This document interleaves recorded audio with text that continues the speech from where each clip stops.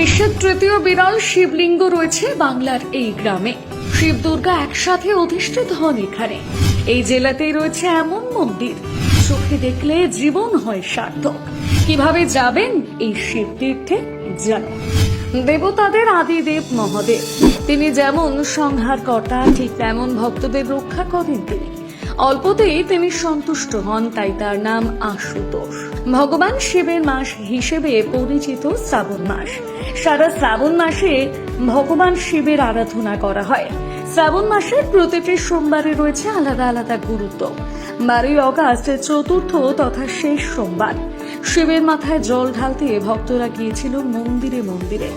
বাংলায় রয়েছে অসংখ্য ছোট বড় শিব মন্দির। তার মধ্যে অন্যতম প্রসিদ্ধ একটি মন্দির, গোটা পৃথিবী জুড়ে এই মন্দির বিরল।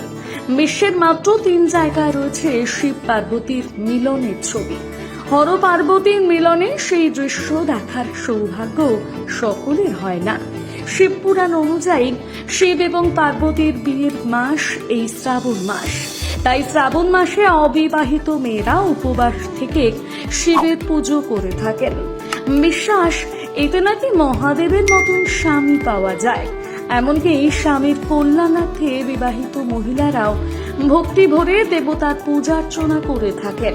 যদি আপনিও চাক্ষুষ করতে চান এই দৃশ্য, তবে আসতে হবে বাংলার এই মন্দিরে। তার আগে জেনে নিন বিশ্বের কোথায় কোথায় রয়েছে এই মন্দির। একটি রয়েছে সৌদি আরবের মক্কায়, অন্যটি হরিদ্বার এবং তৃতীয়টি বাংলায়। বাংলার উত্তর 24 পরগনার অশোকনগরে রয়েছে এই তৃতীয় শিবলিঙ্গ। হরিদ্বার থেকে এনে প্রতিষ্ঠা করা হয়েছিল এই শিবলিঙ্গ। 100 বছর আগে হরিদ্বার থেকে এনে প্রতিষ্ঠা করা হয় এই শিবলিঙ্গ।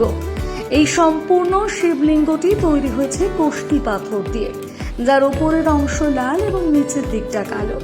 এই লাল এবং কালো দুটি রং আসলে প্রতীকী। মাতৃশক্তি এবং শিব শক্তিকে একসঙ্গে প্রতিভাত করে এবং 2 রং। আসলে হর পার্বতীর দ্বৈত রূপ বোঝানোর জন্য এই 2 রং ব্যবহার করা হয়। প্রতি বছর শ্রাবণ মাসে এই মন্দিরে ভক্তদের ঢল নামে। এছাড়াও সোমবার দিন ভক্তদের বাঁধ মানে না। শিব পার্বতীকে একসাথে দর্শন করতে দূর দূরান্ত থেকে বহু ভক্তরা চলে আসেন এখানে।